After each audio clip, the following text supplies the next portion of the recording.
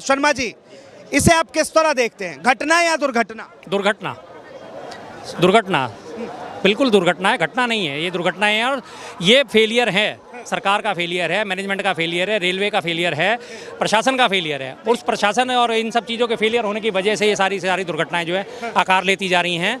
सीधी सी बात है, इसमें कोई दो राय नहीं है। टोटल फेलियर है सरकार का, जिसकी वजह से आकार ले रही है घटनाएं। 18 लोगों की मौत, आपको 18 बताया जा रहा है, लेकिन 18 से कहीं ज़्यादा है संख्या, 18 से कहीं ज़्यादा है। अगर 18 ही होते तो ये डिक्लेयर करने में परेशानी क्या आती? ट्वीट क्यों डिलीट करे?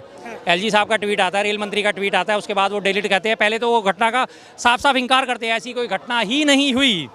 18 लोगों के तो मरने की तो बात बाद में, भगदड़ की भी उन्होंने घटना से इंकार करा कि भगदड़ भी कोई हुई है।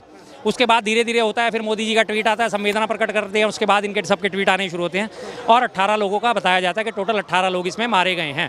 अगर 18 लोग मारे गए तो आप जाने क्यों नहीं दे रहे? एलएनजेपी में एडमिट है, लेडी हार्डिंग में एडमिट है, जाने क्यों नहीं दे रहे आप लोगों को? अपने परिजनों से मिलने क्यों नहीं दे रहे? पत्रकारों को घुसने क्यों नहीं दे रहे? पत्रकार भी जाके सच्चाई निकाल लाएंगे, दिक्कत क्या है आपको? परेशानी क्या है आपको? साफ तौर पर जो ये कहा जा रहा है कि 144 साल, क्या इसके वजह से इतनी भीड़ हो रही है?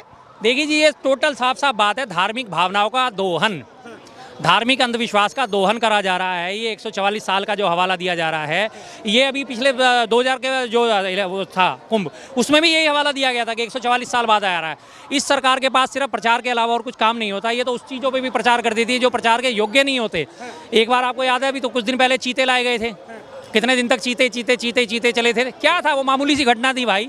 इससे पहले भी तमाम देशों से हमारे पास जानवर आते थे, जाते थे, आते थे, जाते थे, छुट्टी। लेकिन चीता कितना फैलाया गया था। तो वही चीज़ अभी धार्मिक भावना को दोहन करते करते लोगों के जनमानस में ये बिठा दिया गया। 144 साल बाद आ रहा है, अब मौका मिले तो चूक गए, क्योंकि हर एक की जिंदगी 144 साल तो रहने वाली नहीं है। अब के बाद अगर मौका मिलेगा तो शर्मा जी, कभी पटना रेलवे स्टेशन से खबर आ रहा है, कभी जो है प्रयागराज से आ रहा है, कभी कानपुर से, कभी लखनऊ से, कभी नई दिल्ली से और कभी आसनसोल से, हर जगह पे भीड़ भाड़ की स्थिति है। तो क्या ये चीज़ जो है मंत्री को पहले पता नहीं था? सबको पता था, लेकिन सबको ये पता है कि जो हो जाएगा हो जाएगा। आपको याद है पीछे जब भी भगदड़ हुई थी, जिसमें कहा गया था कि 30 लोग मारे गए, निषाद साहब का क्या बयान था? अरे ये तो छोटी मोटी घटनाएं होती रहती हैं।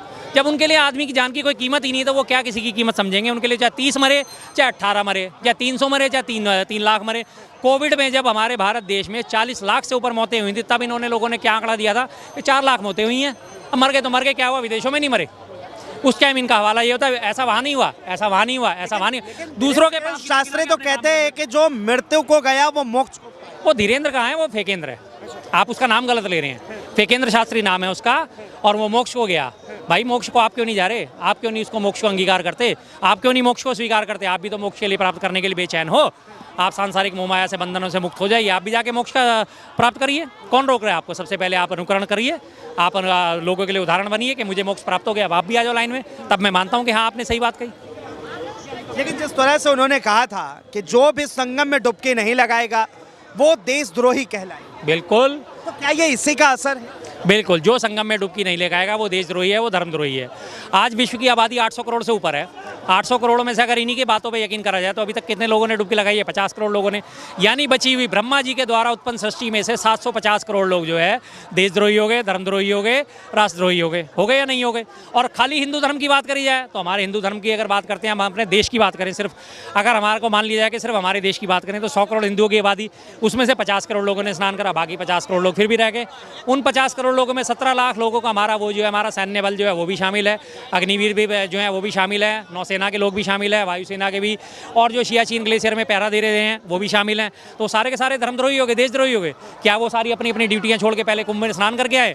छोड़ दें, हवाला कर दें, बॉर्डर खुला छोड़ दें, चीन के सामने का बॉर्डर खुला छोड़ दें, पाकिस्तान के सामने का बॉर्डर खुला छोड़ दें, क्योंकि हाँ रक्षा तो हो ही जानी है। हम तो कुंभ में जा रहे हैं, हमें तो पाप नहीं चाहिए, हम तो पुण्य कमा के आ रहे हैं। बॉर्डर आप खुला छोड़ दीजिए, आतंकवादी अंदर घुसाएंगे, कोई चिंता नहीं है। क्या ऐसा पॉसिबल है? नई दिल्ली में जो भगदड़ हुई उसमें मरने वालों में सबसे ज्यादा संख्या महिलाओं का है, बच्चियों का है। बिल्कुल जी, बिल्कुल दुखद है, दुखद है। लोगों को मैं बार बार आह्वान करता हूं, भाई ऐसे आयोजनों पे सरकार पे विश्वास मत करिए।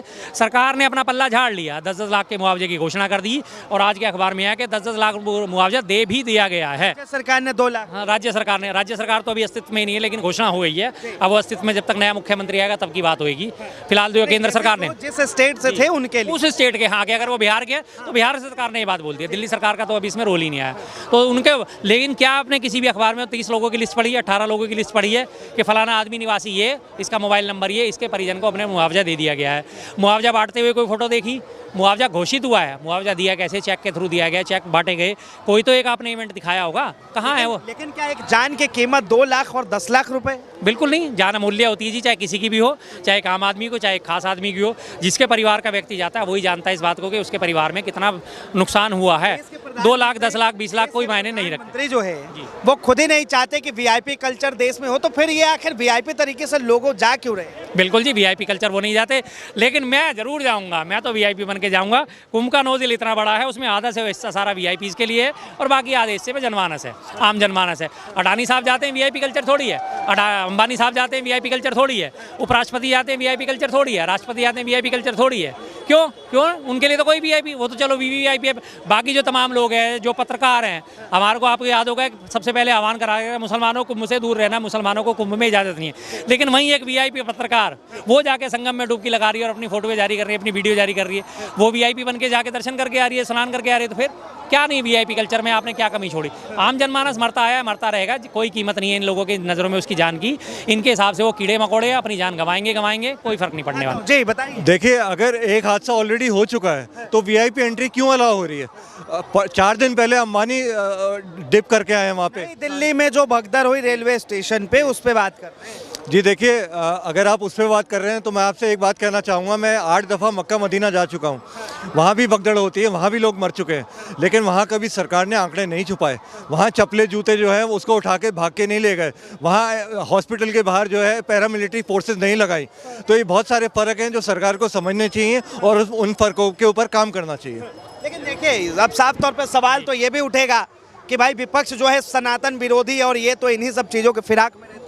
नहीं, फिराक में क्या रहते हैं भाई साहब? वो एक अच्छी बात के लिए कोई आवाज़ उठाना क्या है सनातन विरोध हो गया? सनातन धर्म में अगर कुछ पाखंडी लोग सनातन धर्म की जड़ें खोदने का काम कर रहे हैं, उनका विरोध अगर करा जा रहा है तो क्या है सनातन विरोध हो गया? सनातन तो सबका सेफ है, सनातन किसका खतरे में है? मैं तो किसी का सनातन खतरे में नहीं मानता, मैंने किसी का सनातन खतरे में नहीं देखा कि किसी ने किसी को मंदिर जाने से रोका हो या कुछ करने से। उल्टा सनातन ही इससे ज़्यादा खतरे में तो आप लोग नजर आते हो जो बार बार कहते हो कि सनातन खतरे में। सनातन से ज़्यादा आपकी पार्टी खतरे में। सनातन खतरे में ना था, ना है, ना कभी रहेगा। क्योंकि विपक्ष तो लगातार यही कह रहा है कि रेल मंत्री को जो है इस्तीफा दे देना चाहिए। नहीं देंगे, बिल्कुल लिख के ले लीजिए, नहीं देंगे। स्टैम्प पेपर पे लिख के दे सकता हूँ, नोटरी से अटैच करा के दे सकता हूँ, वो नहीं देंगे। और 2 दिन बाद जो है मामला भी दबका वहीं का वहीं ख़त्म हो जाएगा और उसके बाद मीडिया इस पर कभी आवाज़ उठाएगा नहीं।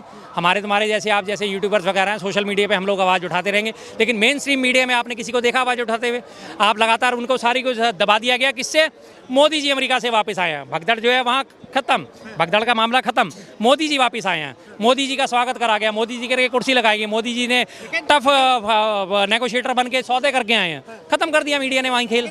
अगर अभी आप नई दिल्ली रेलवे स्टेशन जाते हैं तो हर जगह बैरिकेड दिखेंगे, चाक चौबंद दिखेगा, अनाउंसमेंट का पूरा प्रबंधन दिखेगा। सब कुछ लुटा के होश में आए तो क्या किया बताइए? जो काम पहले करने चाहिए थे वो अब क्यों हो रहे हैं? जो काम पहले होने चाहिए थे वो अब क्यों हो रहे हैं? जब सारे के चिड़िया चुग गई खेत, अब आप खेत की रखवाली करोगे, क्या फ़ायदा उस चीज़ का? इसीलिए कहावतें करी गई ना कि सांप निकल गया, अब लकीर पीटने से क्या फ़ायदा? सांप तो निकल गया, जाके जिसको डसना था डस लिया, अब आप लकीर पे लाठी पीटते रह जाओ, क्या होना इस चीज़ से? कुछ नहीं होना। 1 दिन की 2 दिन की कवायद है, फिर कल या परसों में वो अभी आज 17 तारीख होगी ना, कल 18 तारीख की मंगलवार की बीजेपी के दिल्ली के लिए मुख्यमंत्री पद पर मंथन हो रहा है। कल दिन भर वही खबरें चलेंगी, बैठक में ये हुआ, बैठक में हुआ, इसका नाम रखा गया, कुंभ की खबर गायब, भगदड़ की खबर गायब। अब नए मुख्यमंत्री के बारे में चला दिया जाएगा और आज से इसी चीज़ को दबाने के लिए आपने 2 चीज़ों पे ध्यान दिया। यमुना की सफाई के लिए मशीन उतार दी गई है जो पहले नहीं उतारी गई थी। अब एलजी साहब ने उसे फौरन मशीन को उतारने की परमिशन दे दी, क्योंकि यमुना की सिंचाई का जिम्मा जो है हरियाणा उसके ऊपर यूपी गवर्नमेंट के ऊपर आता है। यूपी गवर्नमेंट और हरियाणा गवर्नमेंट सिंचाई विभाग के अंदर यमुना की सफाई और इन सब कामों का जिम्मा होता है। उनके लिए फौरन दिखा दी एक मशीन चलती हुई सफाई में लगी हुई है और उसके बाद यमुना की आरती करते हुए दिखा दी। इससे पहले तो कभी ये काम नहीं है। अब लोगों का ध्यान फौरन भटकाना शुरू कर दिया। IT सेल के चरण चुंबक लग गए, देखो देखो देखो यमुना साफ हो गई, यमुना की सफाई हो गई, वही गंदा नाला पहले था, वही गंदा नाला आवे, यमुना की सफाई आप करो तो सही। हाँ, लगता है कि जो भगदड़ में 18 लोगों की मौत बताई जा रही है, ये उससे कहीं ना कहीं संख्या बहुत ज़्यादा है। 18 से काफ़ी ज़्यादा है। मैं कह रहा हूँ कम से कम 100-150 से ऊपर होगा। 18 ही लोग हैं, आप खुल के सामने दिखाइए। ये देखिए जी, ये लोग 18 हैं, ये लोग 18 मारे गए थे और ये इनके नाम है, ये यहाँ के रहने वाले लोग हैं, ऐसे ऐसे इनकी पहचान हुई है। दिक्कत क्या है सर आपको? आप आंकड़ा सामने लाओगे तो लोग भी तो कम से कम इस बात को महसूस करेंगे कि हाँ, लोगों को आप गफलत में डाल रहे हो। मरे हैं सैकड़ों, दिखा रहे हो आप दहाई में, मारे जा रहे हैं हज़ारों, दिखा रहे हो आप दहाई में, तो लोगों को लग रहा है हाँ छोटी मोटी घटनाएं हुई होगी, कोई बात नहीं, चलते हैं। लोग कभी नहीं रुकते, जीवन चक्र कभी नहीं रुकता, लेकिन जब लोगों को दिखता है कि हाँ वास्तव में गलती, तो लोग भी रोकेंगे, लोग भी सेफ्टी महसूस करेंगे, लोग भी अपनी सजगता से कदम उठाएंगे। लेकिन इस तरह की अगर हरकतें होती रहेंगी तो लोगों में भी संदेश नहीं जाएगा। बहुत बहुत धन्यवाद तमाम जानकारी के लिए। तो देखिए, अपनों का आंसू थम नहीं रहा और लोगों का जो परिवार खोया है उसे ढूंढने का सिलसिला जारी है। बहरहाल इस चीज को लेकर आप क्या सोचते हैं, अपनी प्रतिक्रिया जरूर दें। फिलहाल के लिए इतना ही। ऐसे तमाम खबरों के लिए देखते रहें DS4 न्यूज़।